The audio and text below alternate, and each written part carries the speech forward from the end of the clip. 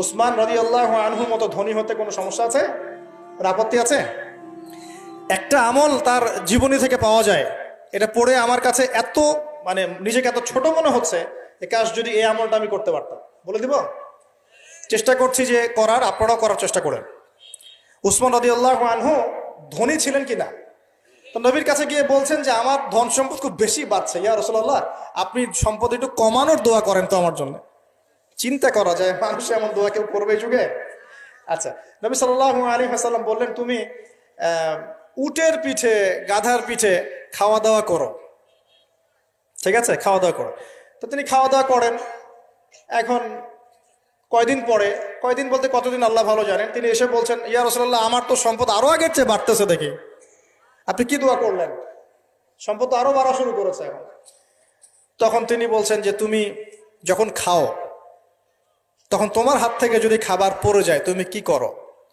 তখন তিনি বলেছেন আমি আমার হাত থেকে খাবার যদি পড়ে যায়, একটা দানাও যদি পড়ে যায়, আমি উটের পিঠ থেকে নামি, নেমে সেই খাবারটাকে তুলে পরিষ্কার করে তারপর খাই।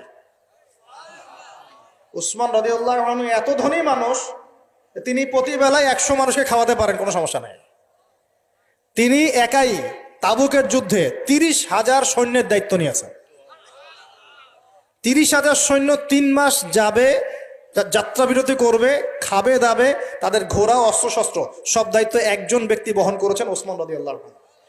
কত বড় ধনী আপনি চিন্তা করেন। উনার মতো ধনী কোনো পররাষ্ট্রমন্ত্রীও নাই পৃথিবীতে এখন, কোনো বিশ্ব নেতাও নাই ওনার মতো ধনী, এখন কেউই নাই। আর উনি কিন্তু তার এই ধন সম্পদ সুদের মধ্য দিয়ে অর্জন করেন নাই, তার ধন সম্পদ দুর্নীতির মধ্য দিয়ে অর্জন করেন নাই। তার ধন সম্পদ তিনি কিন্তু এই যে অন্যের সম্পদ অন্যায়ভাবে দখল করে অর্জন করেন নাই। তিনি সম্পদ অর্জন করেছেন বৈধ পন্থায়, হালাল ব্যবসা করেছেন। ব্যবসা করেছেন নাকি না? এই যে আমল, তো নবীজি বলছেন যে তোমার আমল যদি এমনই হয় তাহলে তোমাকে আল্লাহ পাক সম্পদ দিবে না, কাকে সম্পদ দিবে? মানে তুমি আল্লাহ পাকের যে সম্পদ রিজিকের যে শুকরিয়া আদায় করো, কৃতজ্ঞতা প্রকাশ করো যে আল্লাহ আমাকে ভালোবেসে রিজিকটা দিয়েছেন, আমার হাত থেকে পড়ে গেছে, আমি তুলে খাই।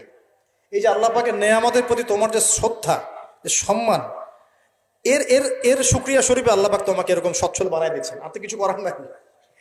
তো উসমান রাদিয়াল্লাহু আনহুর মতো ধনী হতে কোনো সমস্যা আছে? তিনি কৃপণ ছিলেন না, তিনি আল্লাহ পাকের নেয়ামতের শুকরগুজার ছিলেন। ভুল ব্যাখ্যা নেবেন না, তিনি আল্লাহ পাকের নেয়ামতের শুকরগুজার ছিলেন। আমরা আল্লাহ পাকের নেয়ামতের শুকরিয়া আদায় করবো ইনশাআল্লাহ, এবং যা রিজিক আল্লাহ আমাদেরকে দিয়েছেন এতে সন্তুষ্ট থাকবো ইনশাআল্লাহ, এবং হালালভাবে চলার চেষ্টা করব। আল্লাহ পাক আমাদেরকে ধন দিলে সেই ধন সম্পদ যতটুকু আমার পরিবারের জন্য প্রয়োজন, বাড়তিগুলো আমরা আল্লাহর পথে দান সাদাকা করবো ইনশাআল্লাহ তাআলা। আল্লাহ পাক আমাদের সবাইকে আল্লাহর রাস্তায় দান করার তৌফিক এনায়েত করুন।